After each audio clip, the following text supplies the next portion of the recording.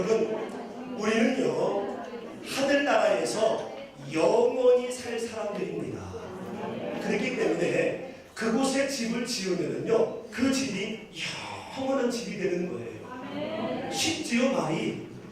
우리는 하늘나라에서 영원히 살 사람들이기 때문에 그곳에 집을 지면 그 집이 영원한 집이 되는 거예요. 쉽지요? 예, 그거를 꼭 기억을 하시면 됩니다. 그런데 대부분의 사람들은요 이 하늘나라에 자신의 영원한 집을 짓지 못하는 사람이 많습니다. 심지어는 이 사실을 알고 있으면서도 하늘나라에 영원한 집을 지어야 된다는 사실을 알고 있으면서도 이 땅에 집 짓는 데에만 열심히 있는 사람들도, 아니 성도들도 많이 있다는 거예요. 안타깝게 오늘 우리가 이 말씀을 공부하면서 하나님, 내가 혹시 이 땅에 집 짓는 데에만 열심히 했다면 하나님 회개하는 마음 주시고 영원한 집에, 영원한 하나님의 나라에 나의 집을 짓게 하여 주시옵소서 고백하고 작정하는 이날 저녁이 되기를 주님의 이름으로 축원합니다. 1번 같이 한번 읽어보겠습니다. 시작. 사람들은 세상의 집을 열심히 짓고 있습니다. 네, 사람들은요 세상의 집을 열심히 짓고 있습니다. 어떤 사람이 그런 말을 했대요. 월세가 너무 지겨워서 전세집으로 이사 가려고 얼마나 열심히 일했는지 모릅니다. 근데 전세집에 살다 보니까 만족이 없어요. 그래서 내 집 마련하려고 얼마나 열심히 일했는지 모릅니다. 그래서 내 집을 마련했더니 인생이 끝나네요. 빛도 안 들어오는 지하 아웃동에서 살던 사람이 내가 어떻게 해서라도 땅 위로 올라가리라 열심히 일을 해서 1층 15평으로 이사를 했대요. 그런데 15평으로 이사한 이후에 만족이 없으면서 25평으로 이사해야지라는 그런 마음이 들어 열심히 일을 해서 25평으로 이사를 갔대요. 또 열심히 일을 해서 32평, 또 열심히 일을 해서 45평, 또 더 열심히 일을 해서 56평 이사 가니까 인생 끝나더래요. 결국은 이 세상의 집을 열심히 짓지만은 허무함밖에 없다는 겁니다. 만족이 주어지지 않는다는 거예요. 왜냐하면, 왜 허무하냐면, 왜 만족이 없냐면 하나님이 이 세상에 짓는 그 집들에 대하여 큰 의미를 두고 계시지 않기 때문에 그런 거예요. 물론 여기서 말하는 집은 우리가 살고 있는 그 집 하우스만을 말하는 것이 아니라 우리 인생과 함께 가는 모든 것들이 다 집이지요. 지식이라는 집이 있고요, 자녀 교육이라는 집이 있고요, 또 취직이라는 집이 있고요, 승진이라는 집이 있고요, 여러 집들이 있습니다. 근데 결국 그 모든 집들 열심히 지어가다가도요 결국은 더 힘들어지고, 혹시 지었다 할지라도 허전함은 여전하다는 겁니다. 왜냐하면 1에 1번 같이 씁니다. 시작. 하나님 보시기에는 별로 의미가 없는 것이기 때문에 그렇다는 거예요. 만약에 이 세상에 집을 짓는 것이 의미가 있었다면 예수님이 가만히 계셨겠습니까?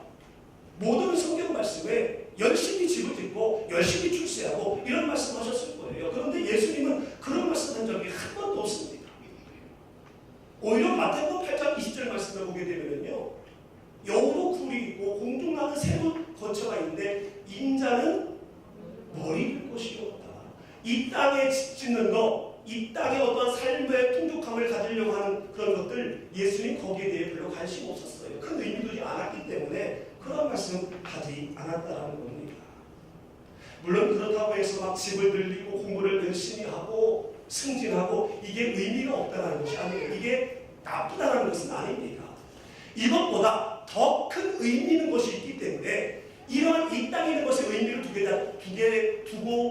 되면 정말 진짜 의미 있는 것을 잃어버리기 때문에 이 땅에 있는 것에 하나님은 별로 의미를 두지 않습니다. 창세기 4장 17절 말씀 같이 있습니다. 시작. 가인이 선을 쌓고 그의 아들의 이름으로 이름으로 성을 이름하여 에녹이라 하니라. 아멘. 여기서 말하는 에녹은요, 하나님과 동행한 그 에녹이 아닙니다. 다른 에녹이에요. 옆에 사람한테 알려주세요. 다른 에녹입니다.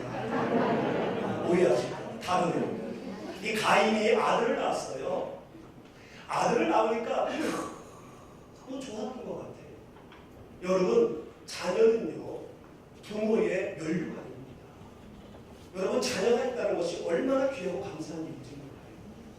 사랑하는 성도 여러분, 혹시 자녀가 없는 가족은 금년 안에 반드시 자녀가 허락될 줄로 믿습니다. 이날 저녁에 기도하세요. 오늘 저녁에. 할렐루야. 그리고 우리 총각 처녀들이 십자가 가서요, 꼭 자녀 하시기를 주님의 이름으로 축원합니다. 요즘 애들은 왜 이렇게 자꾸 애를 안 낳아가는지 몰라.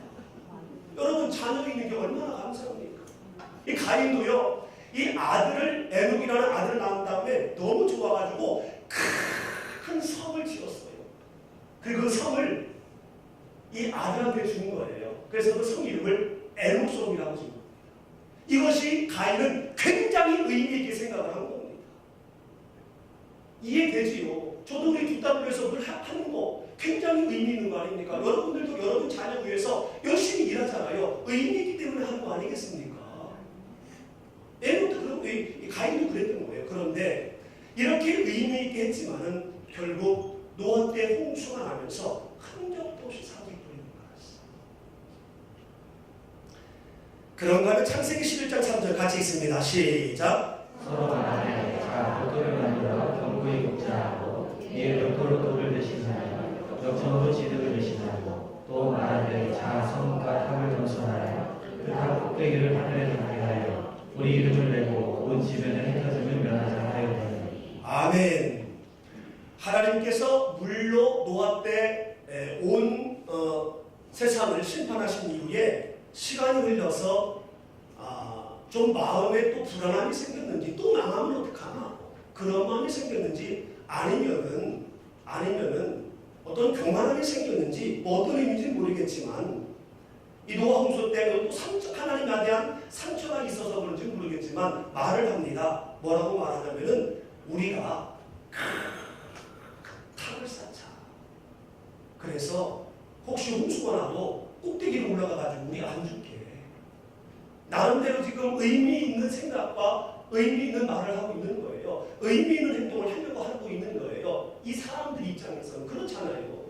한번 물론 홍수 경험했기 때문에 조상들이 또 홍수 나면은 높은 탑 쌓으면 그 올라가면 안 죽잖아요. 아라산보다 더 높이 쌓으면은 안 죽을 거 아니겠습니까? 그래서 그들이 말을 합니다. 벽돌을 만들어 견고히 굽자. 예전에 이때에는요, 성을 쌓거나 탑을 쌓을 때에 돌과 진흙으로 쌓습니다. 그런데 이걸로는요, 높이 못 쌓아요. 왜냐하면 돌은 삐죽삐죽하잖아요. 크기가 다 다르잖아요.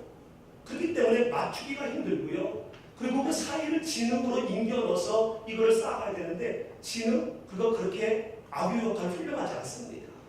그러니까 언제 무너질지 몰라요. 또 비 오면은요, 그 진흙 결국은 흙이기 때문에 붕괴붕괴 돼서 또 무너질 여지가 많거든요. 그래서 벽돌로 하자. 벽돌을 매우 반듯하잖아요.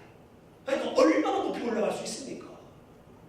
그리고 역청으로 하자. 더 아주 그냥 찐득찐득한 아비 역할을 잘할 수 있는 발전을 시켜서 역청으로 해가지고 정말 성과 탑을 건설하되 하늘에 닿을 정도로 우리 높이 쌓자.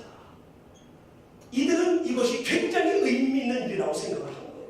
굉장히 똑똑한 일이라고 생각을 한 거지.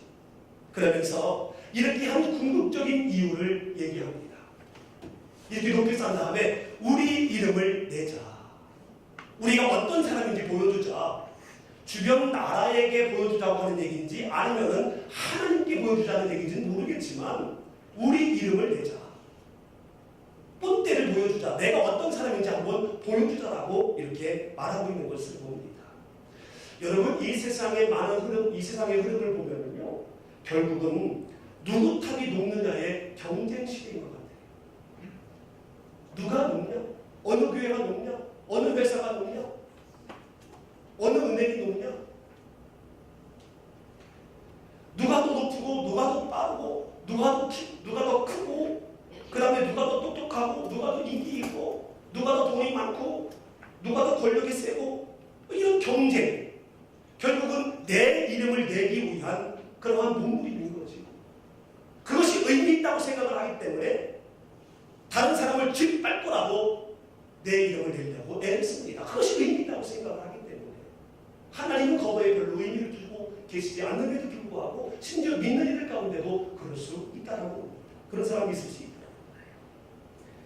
그러면서 또 한 가지는 온 진원의 흩어짐을 면하자라고 이러한 의미로 높이 쌓아라고 얘기하고 있는 겁니다. 여러분, 하나님은 우리에게 축복하시기를 땅에 충만하라고 축복하셨어요. 옆에 사람한테 알려주세요. 땅에 충만하래요. 하나님은 분명히 말씀에 땅에 충만하라고 우리에게 말씀하셨습니다. 여러분들도 알고 계십니까? 땅에 충만하다는 것은요, 온 지면에 흩어져 그것을 정복하라는 얘기예요. 흩어지라는 얘기예요. 근데 흩어짐을 면하다라고 지금 공모를 하고 있는 겁니다.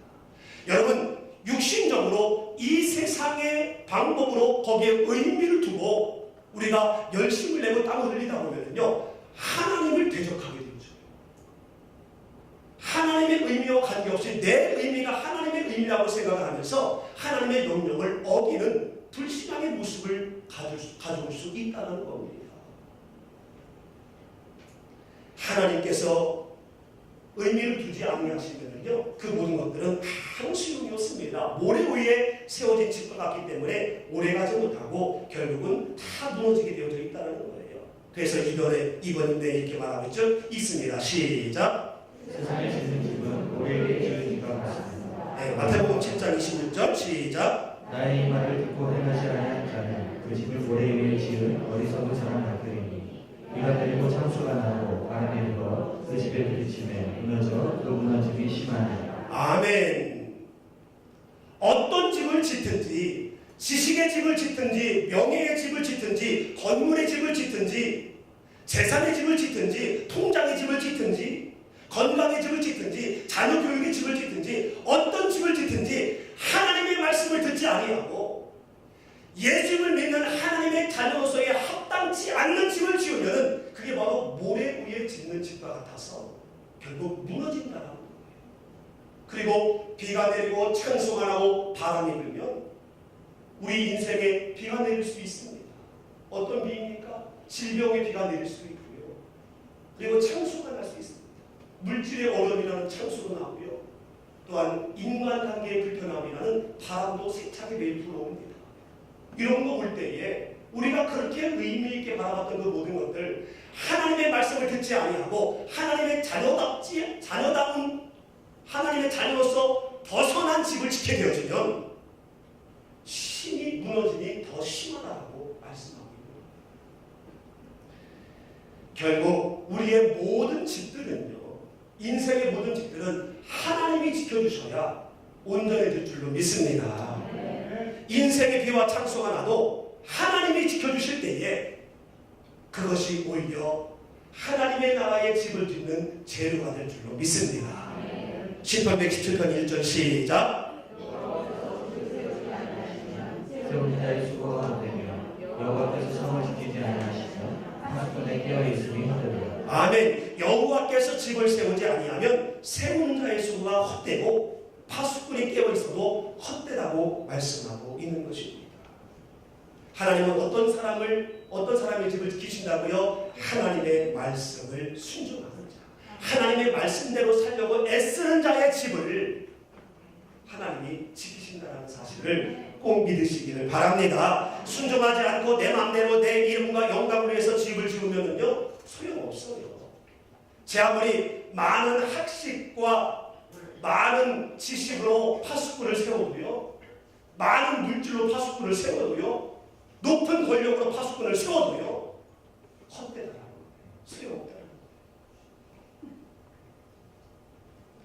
말씀대로 사시고 말씀에 순종하시고로 말미암아 하나님이 내 가정의 집을 세우시고, 하나님이 내 자식의 집을 세우시고, 하나님이 내 승진의 집을 세우시고, 하나님이 내 재산의 집도 세우시고, 내 꿈의 집도 세우시고, 내 취업의 집도 세우시게 될 줄로 믿습니다.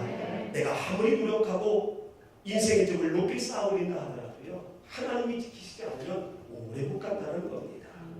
그래서 1번의 3번은 이렇게 말하고 있지 않습니까? 시작. 인생도 그 아름다움도 부도 얼마 못 간다. 인생도 그 아름다움도 부도 얼마 못 간다는 거예요. 야고보서 4장 14절 시작. 내 길을 너희가 알지 못하느냐. 너희 생명이 무엇이냐. 너희는 잠깐 보이다가 없어지는 안개니라.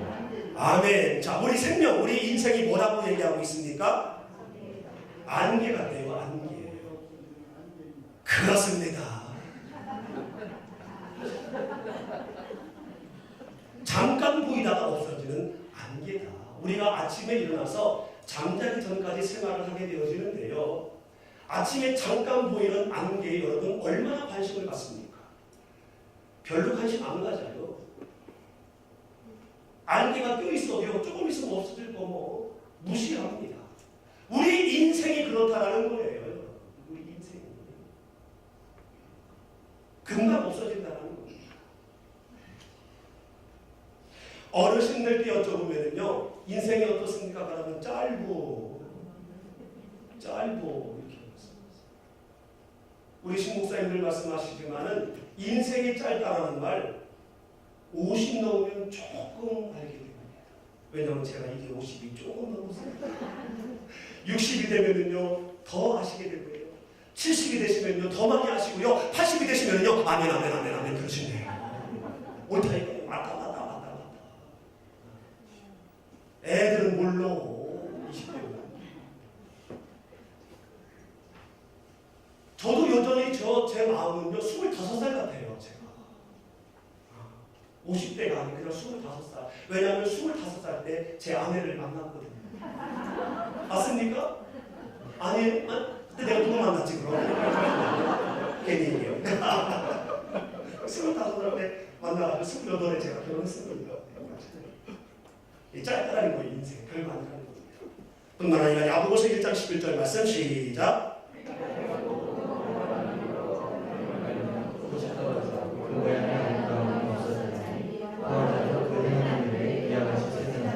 아멘. 꽃이 얼마나 아름답습니까?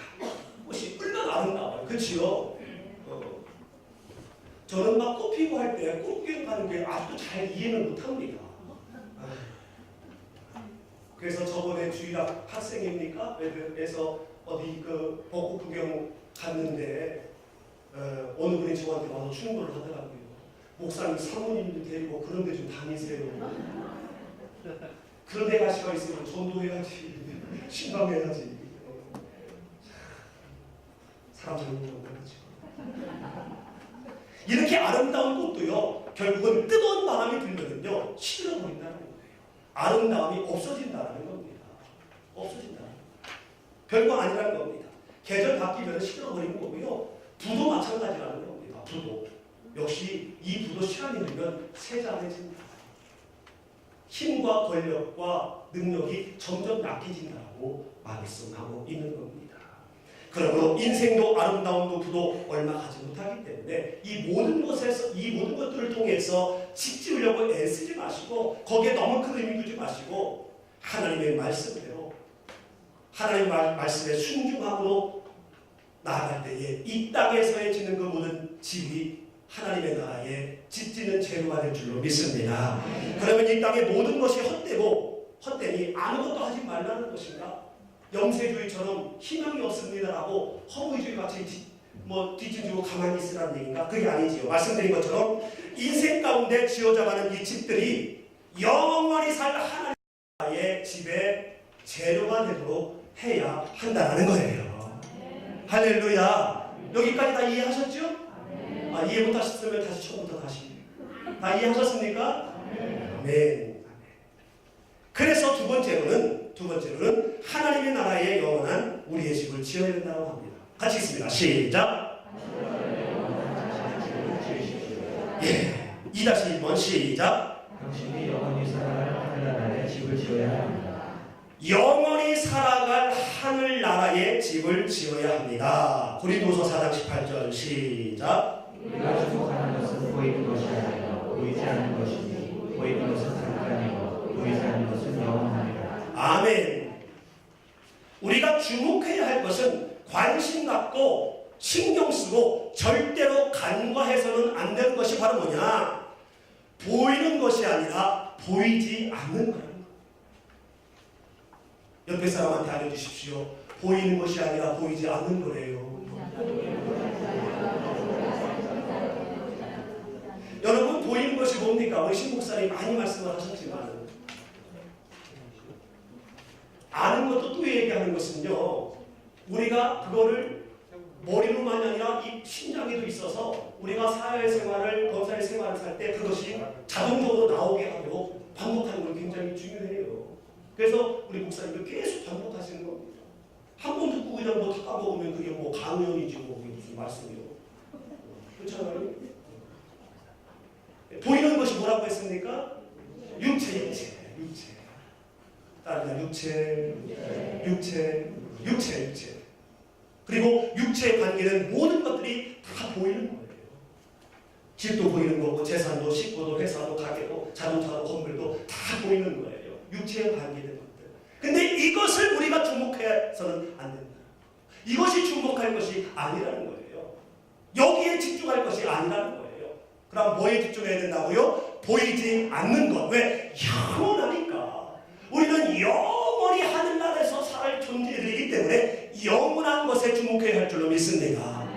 영원한 하나님의 나라 가지 않고 잠깐 이 세상에 살다가 지옥 갈 사람은요, 그냥 보이는 것을 주목해도 돼요. 근데 우리는 영원한 하나님의 나라에서 영원히 살 사람들이기 때문에 영원한 보이지 않는 것을 주목해야 한다는 거예요. 할렐루야. 보이지 않는 것이 무엇이지요? 영혼입니다.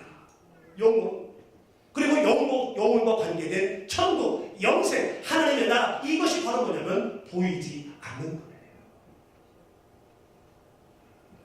천국이 있다고 여러분 확신하시기를 주님의 이름으로 축원합니다. 여러분 천국이 있다고 확신하십니까? 저를 한번 보시겠습니까? 저는요, 천국이 있다는 것을 확신합니다. 확신합니다. 가봤어 당신? 안 가봤지만은 확신합니다. 저는 왜냐하면 이 하나님의 말씀을 100% 제가 믿고 있고요. 그리고 장례 치를 때 천국이 있다는 것을 저는 간접적으로 많이 경험을 했습니다.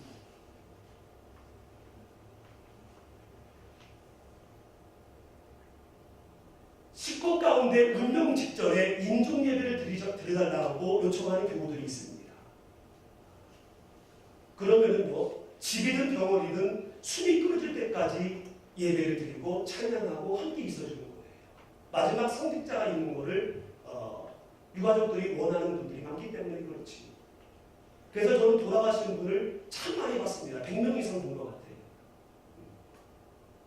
그래서 코에 손을 대고 항상 척추 밑에 손을 집어넣고 찬양하라고 말씀을 하고 이렇게 합니다. 왜냐하면 척추와 손에 닿으면 사망한 거예요. 척추가 툭 떨어집니다. 그러면 사망한 겁니다. 그런데 서서히 척추가 내려옵니다. 하루에 툭 떨어지는 것이 아니라 서서히 내려오는데요, 두 가지 현상이 나타납니다. 한 가지 현상은 바람을 하고요, 한 가지 현상은 환하게 웃습니다. 심지어 덩어리인 사람이 마지막 임종 직전에 노래하는 것도 들었어요. 간경화로 얼굴이 시커맸었는데 임종 직전에 얼굴이 분리 색깔로 돌아온 것도 저는 직접 봤어요. 임종 직전에.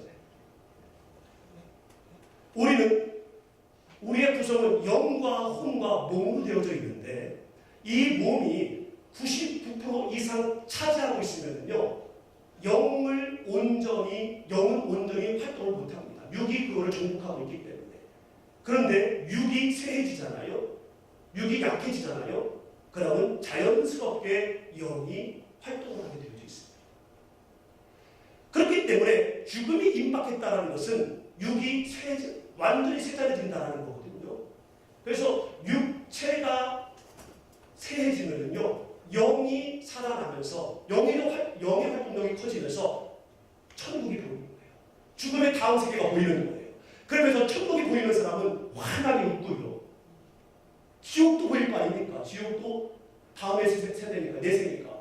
지옥에 보이는 사람은 안 돼 하면서 정말로 공포에 떨면서 숨지는 사람은 참 많은 것 같습니다. 그걸 보면서 천국은 확실히 있다는 걸 저는 확신히 하고 있습니다. 여러분, 천국 확실히 있습니다. 그리고 임종한 후에 우리 성도님들도 몇 분 보신 분 있습니다만은 저는 전도사 때 어느 목사님한테 장례법을 그렇게 배웠어요. 뭐냐면 영을 하고 마지막에 입관할 때에 반드시 시신에 키스를 해라. 그거를 가족들이 너무 감사하고 좋아합니다.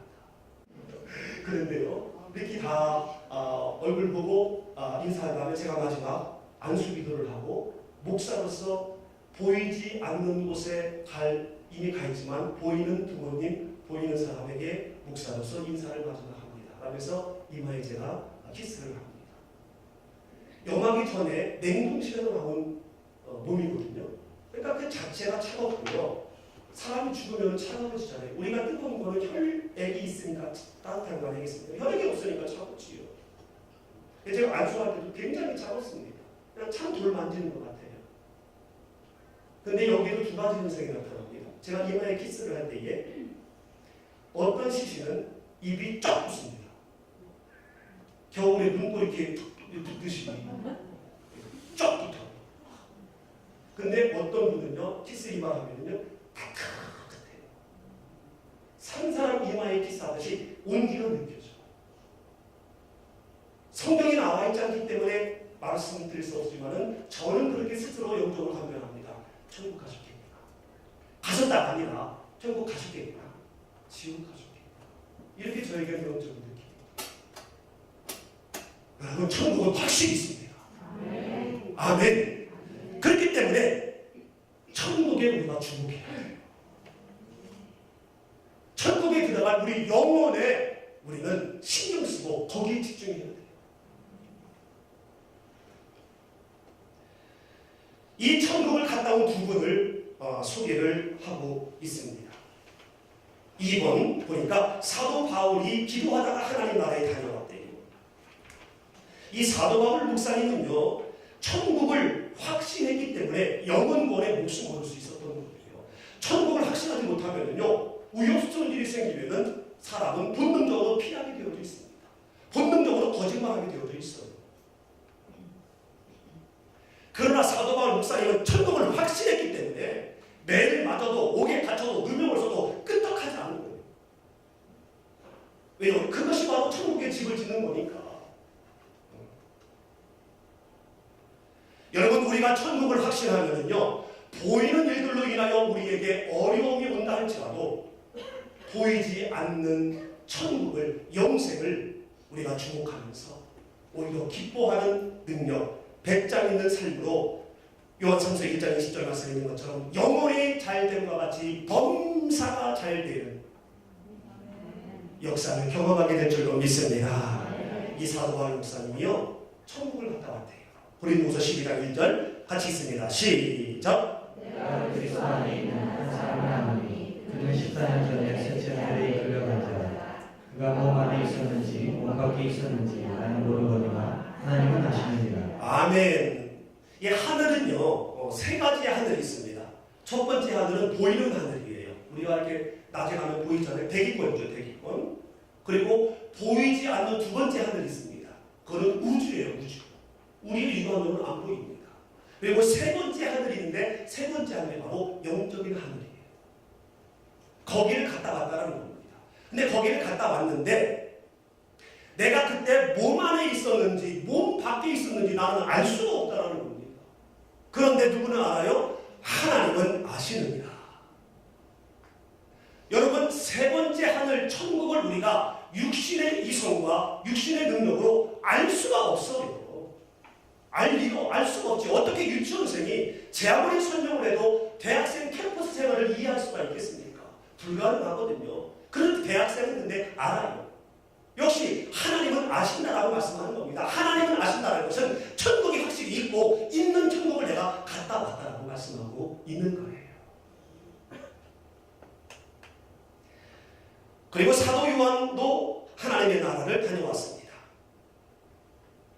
계시록 4장 1절 시작. 이일 후에 내가 보니 하늘에 열린 문이 있는데 내가 들은 바 처음에 내게 말하는 방패 소리 같은 그 음성이 이르되 이리로 올라오라. 이후에 마땅히 일어날 일들을 내가 네게 보이리라 하시더라. 아멘. 하나님께서 사도 요한을 통해서 천국에 대해 기록하게 하셨습니다. 그래서 천국의 상세한 내용이 요한계시록에 있는 거지요.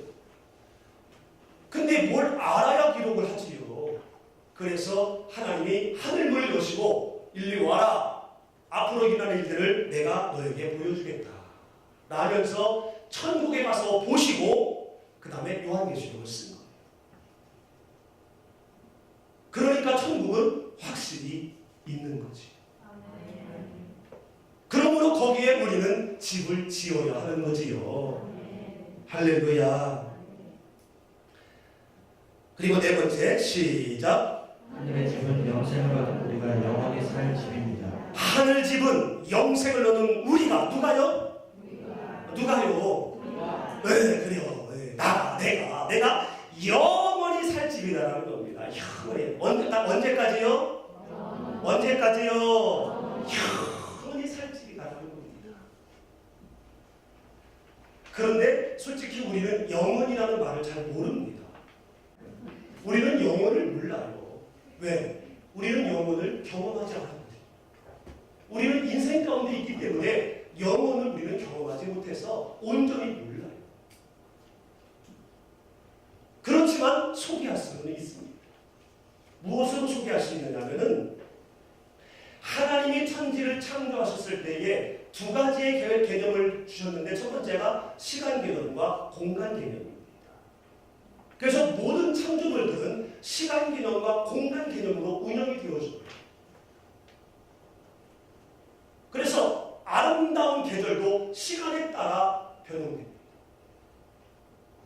그렇지요? 그래서 봄이 되어지고 여름이 되어지고 가을이 되어지고 겨울이 되어지는 것이죠.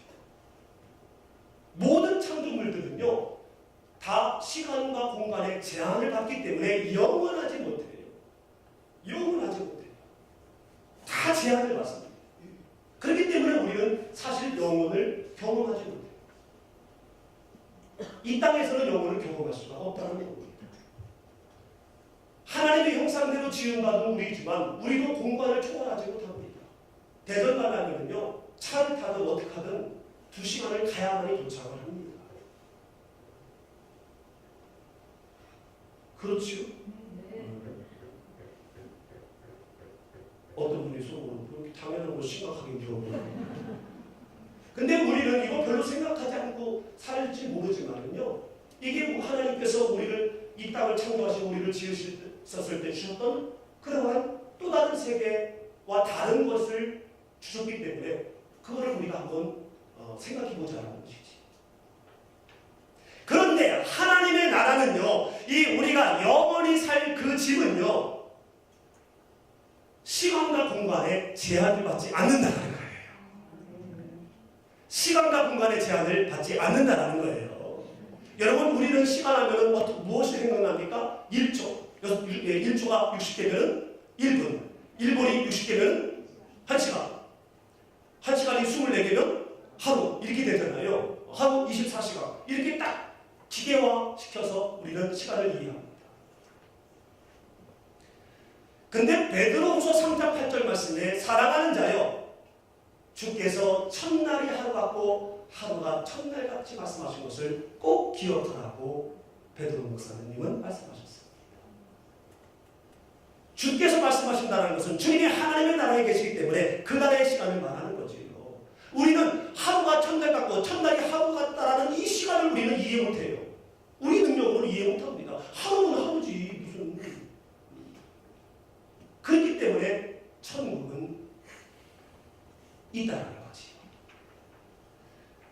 그리고 예수님의 육체를 벗으신 다음에 죽음으로 벗으셨지요. 벗으시고 부활체로 다시 살아나셨을 때에 공간의 제한을 받지 않습니다. 공간의 제한을 받는다는 것은요, 무너지면 무너진 대로 있어야 되고 찢겨지면 찢겨진 대로 있어야 되고 늙어져야 되고 그냥 그대로 있어야 되는 것이거든요. 근데 예수님께서는 부활체로 살아나셨을 때에 온몸의 상처투성이셨을 텐데 유혈이 낭자셨을 텐데 멀쩡한 몸이었어요. 그래서 막달라 마리아가 보고도 몰라봤잖아요. 예수님을 보고도 예수님을 찾았잖아요. 왜냐하면 공간을 초월한 모습으로 나타나셨기 때문에. 그리고 문이 닫혔는데도 예수님이 들어오셨어요. 무슨 공상영화에서 나오는 것처럼. 공상영화 그게 근거가 없는 것이 아니에요. 그게 하나님의 나라가 그렇게 된다는 거예요. 우리는 문 닫히면 못 들어가잖아요. 공간의 제한이 다 되니까. 근데 부활체 예수님은요, 그런 거 제한하지 않는다는 거지. 바로 우리가 영원히 살 집이 바로 이러한 것이라는 겁니다. 할렐루야. 여러분, 우리가 온전히 우리의 육신의 모습으로, 육신의 생각으로, 육신의 사고로는 영혼이라는 것을 온전히 이해할 수는 없지만 이러한 개념으로 그렇구나, 영원히 살 집, 영원한 영생 있구나라고 여러분 믿으시고 보이지 않는 것에 주목하시기를 주님의 이름으로 축원합니다. 바로 이렇게 영원한 이 집을 우리가 믿음으로 유업을 받을 수 있도록 하나님께서 간직해 주셨다는 거예요. 베드로전서 1장 4절 시작. 유업을 있게 하시다니 또 너희를 위하여 하늘에 간직하신 것이라. 아멘. 하나님의 나라는 썩지도 않고, 따라합니다, 썩지도 않고 더럽지도 않고 쇠하지도 아니하고, 이 천국을 우리가 이어받을 수 있도록 하나님께서 하늘에 간직해 주셨대요. 할렐루야. 그러면 이 하늘의 집을 짓는 제도는 무엇입니까? 1번 시작. 자신을 드리는 것입니다. 자존심 시작. 자존심, 욕심, 내 생각과 뜻을 다 버리고 하나님의 뜻을 따라 순종. 그렇습니다. 자신을 드린다는 것은요, 자존심이 있지만은 자존심 내려놓고, 욕심이 있지만 욕심 꺾고, 내 생각, 내 뜻, 내 계획이 있지만은 이거 꺾어버리고 하나님의 뜻대로, 하나님의 말씀대로 순종하는 것이 바로 뭐냐면은 천국의 집을 짓는 거예요. 그러면 내 뜻대로, 내 생각대로, 내 욕심대로 가는 거, 이거는 이 땅의 집은 저질지 모르지만 영원한 하나님의 나라의 집은 저지지 않는다는 거지. 그래서 우리가 어떻게 해야 되느냐? 로마서에서는 12장 1절 말씀을 읽기 말씀합니다. 같이 읽습니다. 시작. 내가 하나님의 모든 자비하심으로 너희를 권하노니 너희 몸을 하나님이 기뻐하시는 거룩한 산제물로 드리라. 이는 너희가 드릴 영적 예배니이다. 아멘. 너희 몸을 산제물로 드려라. 역시 목사님 많이 말씀하셨지만 우리의 몸을 하나님이 기뻐하시는 거룩한 산제물로 드리라고 하는데, 이 산제물이라는 것이 뭘까? 여러분 배우셨으니까 혹시 설명하실 분? 산제물. 신 목사님 이번에 오셔가지고 몇 번 말씀하셨는데 알 것도 같고 모를 것도 같고. 여러분, 제물이 뭐예요? 제물. 네, 방언으로 대답하지 마시고 그냥 한국말로 대답하세요. 내가 통변의 은사가 없어서 방언으로 대답하시고 제가 못 알아듣습니다. 제물이 뭐죠? 죽은 짐승이래요. 죽은 짐승. 죽어있는 거예요. 한마디로 말하고 제물은. 소를 제물로 가져오면요, 목을 따가지고요, 피 흘리고, 간은 간대로, 내장대로 하고, 뼈는 뼈대로. 그게 제물이에요. 제물. 죽은 겁니다. 근데 여기는 우리 몸을 그냥 제물로 드려라고 하면 이해가 되는데, 우리 몸을 산제물로 드리라는 거예요. 그러면 산제물은 죽었다는 겁니까? 살았다는 겁니까? 네? 살았다고요? 죽었다고요? 이것도 갖고 저것도 갖고. 이거 살았다고 했잖아요. 산제물이라고. 산제물이다. 어떤 신학자들은 죽었으나 다시 살아날 것을 말씀하고 있지만 목사님은 그렇게 말씀하셨습니다. 살아있지만 죽어야 된다. 내 욕심 살아있지요. 살아있지만 죽여야 그게 바로 하나님 나라의 재료가 된다.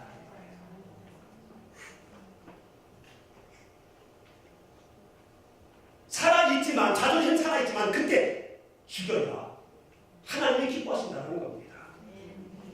따라합니다. 하나님의 영광을 위하여, 말씀에 순종하기 위하여, 천국의 집을 지키기 위하여.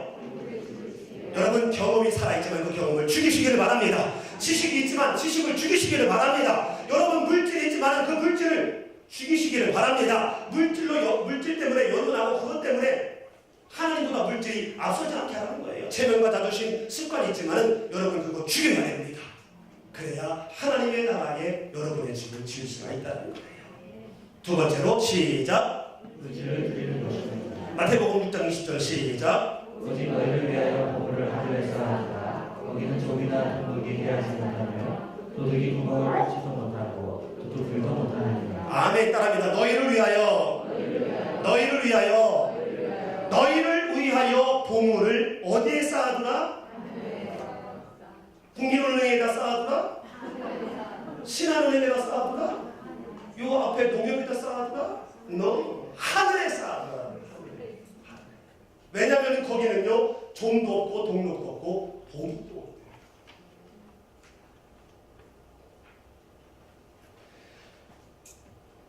개인적으로 모든 그것들을 하나님이 언카운팅한다는 거예요. 우리가 하늘의 보물을 쌓아놓는데 아야 내가 급해가지고 썼다야 미안하다 아닙니다. 물어보지도 않고 참 미안하네. 이렇게 하지 아니하시고요. 각각 개인 통장을 만들어 놓으시고 천국에 오시면은 그대로 주시겠다는 거예요. 너를 위하여 쌓아두라는 겁니다. 여기에 대해서는 우리가 아름다운 욕심을 가져도 돼요. 너무 여기에 대해서도 겸손하면 안 됩니다. 아이고 뭘. 이건 이 욕심내도 돼요. 여러분 돈 절대 가져가지 못하잖아요. 우리나라의 사회에 큰 주역이 되셨던 큰 어른, 정재영 어르신, 이병철 어르신, 그분들 돈 누가 쓰고 있습니까 지금? 자식들이 펑펑 쓰고 있어요. 그 어르신들 못 가져가셨잖아요. 우리 알잖아요. 여러분 돈 많습니까 혹시? 없이요? 좀 있으세요. 좀. 있든 없든요. 죄송하지만 그거를 못 가져가요. 가져갈 수가 없어요. 그렇기 때문에 보물을 하늘에 쌓아두라고 미리 알려주고 계시는 겁니다. 못 가져가니까. 그러나 붙일 수는 있어요. 천국에. 땅에다 붙이자. 송금하자. 여러분 여기에서 제가요 국민은행 안 가도 컴퓨터 앞에서 송금할 수 있어요. 온라인으로. 그렇잖아요. 우리 천국 안 가도 송금할 수 있다니까요. 그래서 쌓아두라고 말씀하고 있는 겁니다.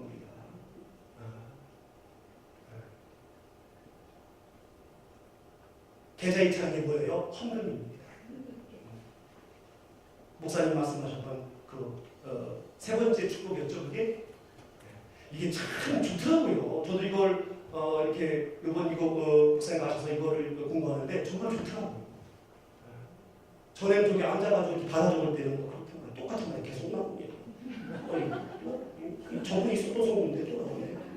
근데 이게 다 이어지더라고요. 사실 깊이 공부하면 처음이거든요. 목사님이 다 가르쳐 주셨으니까 정말 좋다. 세 번째 헌금 다시 한번 읽어보시죠. 그게 바로 뭐냐면요, 하늘나라로 계좌이체하는 거예요. 그리고요, 하나님의 영광을 위해서 사용되는 돈, 그게 계좌이체입니다. 예수님의 이름으로 사용하는 모든 부재, 그게 계좌이체입니다. 저희 아버지 엄마가요, 저에게 참 좋은 교훈을 주신 게 있었습니다. 우리 세가족 모임에서도 또 1대1 교회에서도 나눴습니다만은 네 주머니에 돈이 제 아무리 많이 있어도 그거는 네 돈이 아니다. 그 돈을 꺼내서 어떻게 쓰느냐에 따라 네 돈이 될 수도 있고 남의 돈이 될 수도 있다. 우리에게 재물이 있는데 돈이 있는데 이것을 어떻게 쓰느냐에 따라서 계좌이체가 되기도 하고 그냥 불에 타는 것처럼 사라지게 무의미하게 없어지는 돈이 될 수도 있다. 여러분 하나님의 나라에 여러분의 그 계좌에 이체하시기를 주님의 이름으로 축원합니다. 거기는요 종도 없고 동록도 없고 도둑도 없어요. 종은 바로 뭡니까? 살아있는 생명체예요. 그리고 동록은 화학적인 겁니다. 우리 돈이 있어도요 살아있는 생명체들로 인하여서 우리 돈 없어지는 경우가 많아요. 계약을 잘못했다든가 거래를 잘못했다든가 투자를 잘못했다. 한 방에 나가요. 여러분 투자 조심해야 됩니다. 전문가는 아니지만 성도님들 엉뚱한 데 투자해가지고요. 하루아침에 교회 안 나온 사람이 있어요. 아니 투자 실패한 거하고 교회 안 나오고 뭔 관계인지 모르겠지만 관계 있지요. 이거 지금 내가 말씀드리겠지만 생활이 어려움이 있으면요. 말씀 안 들어도 기도 안 돼요. 그리고 동력은요. 화학적인 겁니다. 불나면 한꺼번에 없어져요. 내 어떠한 그 능력으로는 할 수 없는 자연재해 어떤 있으면 한 방에 없어져요. 그리고 주변에는요. 맨 돈 없는 애들이 있어요. 돈 많으신 분들 조심하십시오. 구멍 뚫고 들어오는데요. 어떻게 구멍 뚫느냐? 아빠 마음에 구멍을 뚫고 엄마 마음에 구멍을 뚫고 자식이 도둑으로 들어와요. 거짓말해가지고 자식이 다 빼가요. 그게 도둑이에요, 도둑. 저는 걱정 안 합니다. 돈이 없을 때. 지혜 다해야 되는데 구멍 뚫을 것도 없어. 하나가 잘 것도 없어. 구멍 뚫고서 니들이 놓고 가야 돼. 그래야 아내가 도둑이고요, 남편이 도둑이고요, 자식이 도둑이고요, 형제가 도둑이고요, 친한 친구가 도둑이고요. 매 도둑은 맺혔어. 근데 천국은 그거 없대요. 그러니까 안전한 곳에다가 여러분 계좌이 자식이 주님의 이름으로 증언합니다. 그리고 세 번째로는요, 자신을 들어서 봉사라고 합니다. 고린도후서 9장 12절 시작. 사람들이 하나님께 드리는 많은 감사를 받으나 넘쳤느니라. 아멘. 봉사의 제목. 봉사라는 것은요, 서로의 유익과 기쁨을 위해서 행하는 것이 바로 봉사입니다. 나도 유익하고 내 앞에 있는 사람도 유익하고, 이게 봉사예요. 그러므로 이 봉사의 직무를 하게 되면요, 많은 사람이 감사하게 되어져요. 기쁨이 되어지게 된다는 겁니다. 그러므로 목자로서, 부장으로서, 교사로서, 또한 식사 담당으로서, 찬양대로서, 성가대로서, 그리고 안내위원으로서, 또한 토요일날 새벽에 나와서 청소함으로써 예배 참석으로 여러분 열심히 봉사하시기를 주님의 이름으로 축원합니다. 그것이 바로 하나님의 나라의 집을 짓는 제도입니다. 마지막으로 4번 시작. 최고의 축복은 하늘에서 칭찬과 영광을 받는 것입니다. 그렇습니다. 최고의 축복은요, 하늘에서 칭찬과 영광을 얻는 것입니다. 왜냐하면 하늘은 영원한 곳이기 때문에 영원한 곳에서 있는 칭찬과 영광이 진짜이지, 잠깐 있는 곳에서의 칭찬과 영광은 진짜가 아닌 거예요. 이 땅은요, 잠깐입니다. 잠깐이에요. 하늘이 영원하기 때문에 거기에서 나타나는 칭찬, 거기에서 불려진 영광이 그게 진짜는 겁니다. 여러분, 사도 바울 목사님이 복음을 전하다가 얼마나 많은 어려움을 당하셨습니까?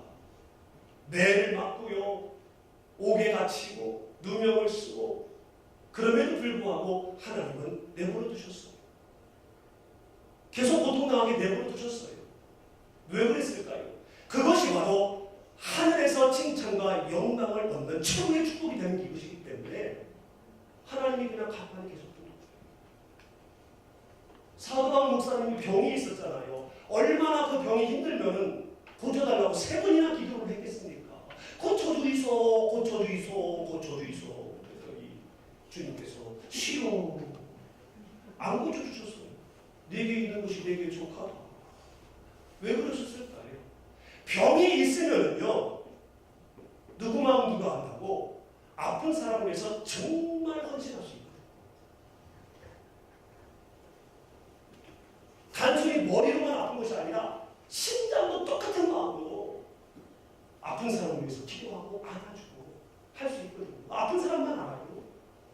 여러분 많이 기도해 주셔서 제가 많이 좋아지고 있습니다. 저도 심장이 셔져, 감도 셔져, 허리 디스크, 목 디스크, 콜린성 알러지라고 해가지고 조금만 더 오면 두드러기가 조금 스트레스 받으면 막 머리가 따끔따끔하면서 얼굴이 빨개지고 무슨 뭐 소주 한 10병 마신 사람, 그러면서 말이 엉뚱해지고 원고도 안 보이고, 제가 1부에 때 가끔 그런 현상이 자주 이상하게. 그래서 에어컨 틀 때가 왔으니까 좀 제가 좀 행복합니다. 이 강날이 덥거든요. 더운데 올라오면요, 띵 하면서 그냥 막 따끔따끔하면서 이게 막 힘들어지고. 그런데도요, 저는 이것이 있어서 감사한 건 바로 뭐냐면, 정말 우리 교회에 육체에 연약한 분들을 위해서 저는 정말 동결 같은 기도가 나오더라고요. 그냥 기도가 아니라 정말 창자가 끊어지는 기도가 나오더라고요. 제가 아프니까, 몸이 안 좋으니까 이 가능한 거예요. 그리고 하나님께서는 이로 인하여 저에게 치유의 은사를 주셔가지고요. 정말 아픈 분들 기도하면요, 참 잘 낫게 해주십니다. 저를 통해서 하나님의 역사를 많이 하셔요. 발병된 것도 있지만은 발병되기 전에 치료되는 것은 제가 확 느낍니다. 암으로 되기 전에 치료되는 거죠. 투석받아야 될 그 지경에 전에 하나님께서 지져주시고, 할렐루야. 특별히 금요일 저녁에, 그리고 아무렇지도 않은데 아픈 분을 위해서 기도했을 때 어떤 치유가 된 것에 대한 확신이 생기면 얼굴에 두드러기가 생깁니다. 근데 그때는 따갑지도 않고 가렵지도 않고 그냥 두드러기만 나는 거예요. 그래서 금요 전화 끝나고 제가 제일 먼저 가서 거울을 봅니다. 보면은 불글불글 하면은 오늘 하나님 치료하셨구나.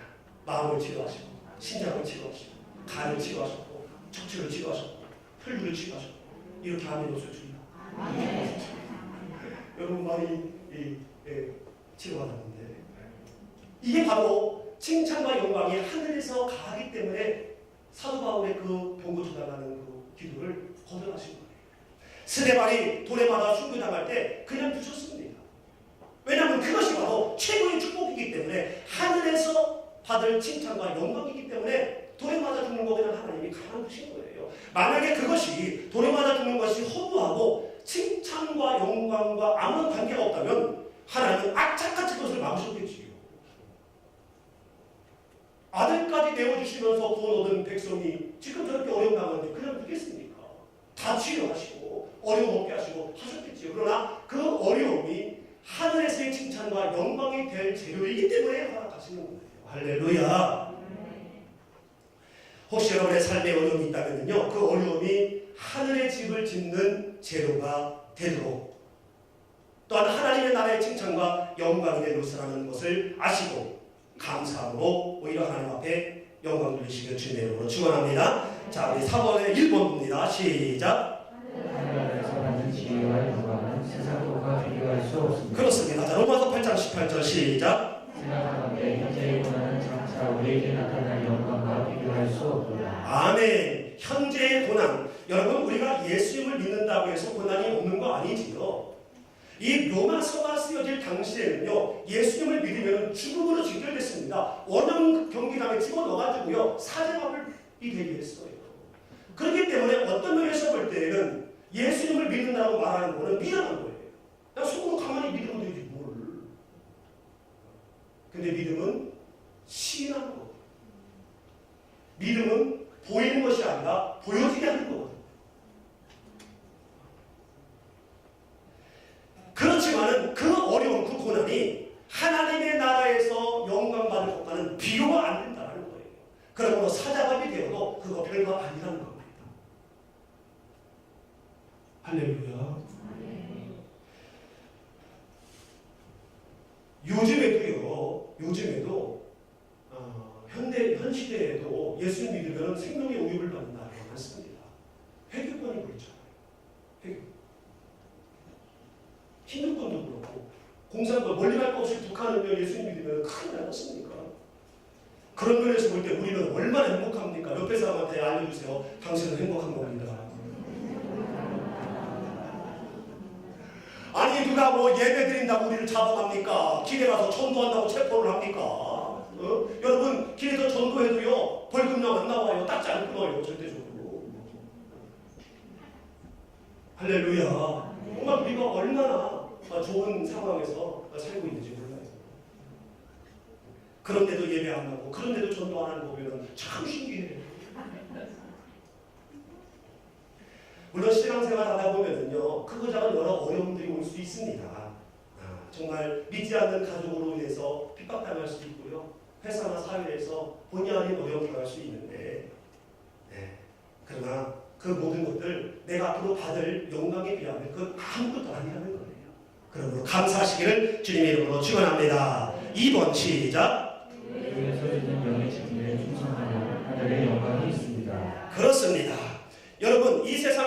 직분을 주면은요 영광스럽습니다라고 대답을 합니다. 대통령이 오셔가지고요 당신 장관에 가면 영광스럽습니다. 사장님이 오셔가지고 너 이사회 가면 영광스럽습니다. 그렇게 하잖아요, 그렇죠? 훈장 주면은 영광스럽습니다. 영광스럽습니다. 그런데 고린도서 3장 8절 시작. 하물며 여기 직분은 더욱 영광이 있지 아니하느니라. 아멘. 이 세상에 어떠한 직분을 받았을 때도 영광스럽다고 하는데 하물며 영의 직분은 더욱 영광스럽다는 거예요. 여러분 교회에서 장로님으로 안수집사님으로 권사님으로 세워진 것은요 목사가 세운 게 아니라 교회가 세운 것이 아니라 영의 직분자로 하나님이 세우신 겁니다. 여러분을 그리스도인 되게 한 것은 하나님이 세우신 거예요.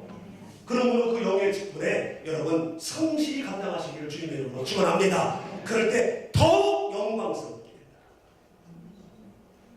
우리 장로님들 안수집사님들 권사님들은요 항전직입니다. 항전직. 딸이다 항전직. 항전직은요 목사의 아내 역할을 해야 되는 분들이에요. 목사의 아내 역할. 목사가 남편이라면 항전직은 아내입니다. 그러므로 남편인 목사가 하나님 얘기를 하는 데에 어려움 없도록 도움이 되도록 최선을 다해야 되는 부분이 바로 동문배필로 최선을 다해야 되는 게 바로 항전직이에요. 그러므로 우리 교단은 그렇지 않습니다만 성결교단에서는요 항전직은 절대 교회 무동입니다. 다른 교회로 가게 되면 파직됩니다. 이게 법으로 명시되어져 있어요. 왜냐면은요 항전직이 장로님, 안수집사님, 권사님이 다른 교회 가면 이혼하는 거잖아요. 남편 두고 떠나는 거잖아요. 그러니까 다른 데 가서 외도하게 둘 수 없다는 거죠. 그래서 파직되고 거기 가서 다시 받아야 돼요. 그 법대로. 우리 아내 역할을 하시는 우리 항전직 장로님, 안수집사님, 권사님 감사합니다. 정말 우리 항전직 우리 성도님들도 그렇지만요 제가 5번째 교회인데 우리 교회가 정말 우리 교회 정말 우리 항전직 우리 권사님, 안수집사님, 장로님 우리 권성들 정말 명품이에요. 명품. 옆에 사람 알려주세요. 명품이에요. 아멘. 세 번째 있습니다. 시작. 헌신과 충성을 드린 사람이 칭찬과 영광을 받습니다. 아멘. 헌신과 충성을 드린 사람이 하나님의 나라에서 칭찬과 영광을 많이 받는다. 마태복음 25장 21절 시작. 그 주인이 이르되 잘하였도다. 착하고 충성된 주가 내가 적은 일에 충성하였으니 내가 많은 것을 내게 맡기니 내 주인의 즐거움에 참여할지어다 하고. 아멘. 따라합니다. 달란트 비유. 이 말씀은요 달란트 비유인데 달란트라는 것은 바로 뭐냐면 하나님께서 하나님의 영광을 위하여 개인적으로 하나님이 알아서 주신 거예요. 은사이지요, 은사. 그렇기 때문에 은사 달란트는요 다 달라요. 다 달라요. 지으신 분은 한 분이시지만 피조의 모든 사람들은 다 다르기 때문에 여러분 쌍둥이도 다르잖아요. 다르기 때문에 그 사람에 맞는 은사 달란트를 적합하게 주셨다는 거예요. 다만 열심히 일을 할 때 적은 것에 충성을 할 때 그 상급은 똑같아요. 5달란트나 2달란트나 똑같아요. 그러므로 달란트가 다르다고 비교하면 안 되는 거지. 달란트는 누가 주신 거예요? 하나님이 주신 거예요. 하나님이 은사로 주신 것이기 때문에 하나님이 주신 것을 내 생각과 내 기준으로 평가하고 얘기하면요 하나님 앞에 대적하는 거죠. 그죠? 어떤 사람은요 사랑의 은사를 주셨어요. 그래서 그 사람 주위에는요 사람이 많아요.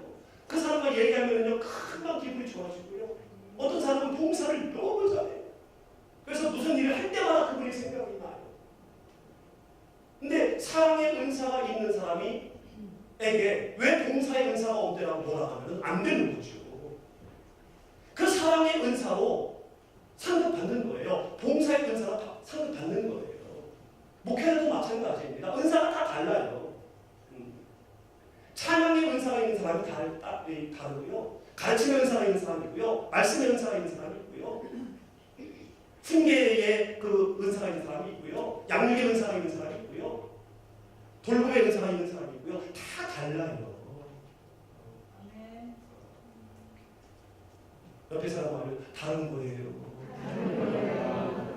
다른 거기 때문에 아니 저분은 왜 이렇게 말씀을 잘하시는데 찬양을 못해? 어떡하라고? 그래서 어떡하라고? 그렇게 하나님 나와서 어떡하라고? 아 저분은 찬양을 잘하는데 말씀이 좋으면 어떡하라고? 그 설교 못하는 본인은 어떡하시오? 그 찬양 못하는 그 사람은 어떡하시오? 노숙이만 보면 막 냄새 나가지고 피하는 마음이 생겨. 그거 어떻게 하고?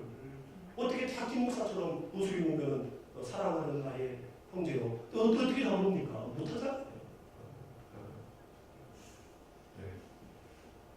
최선을 다하면 됩니다. 그럴 때 바로 그것이 칭찬과 영광이 되고 하나님의 나라에 집을 짓는 제도가 될 줄로 믿습니다. 누가복음 19장 17절 시작. 주인이 이르되 잘하였다 착한 종이여 내가 지극히 작은 것을 충성하였으니 넓고 올 것을 차지하라. 아멘. 따라합니다. 문화비유. 달란트는요 각각 다 다른데 이 문화는요 똑같이 한 개씩 주어졌어요.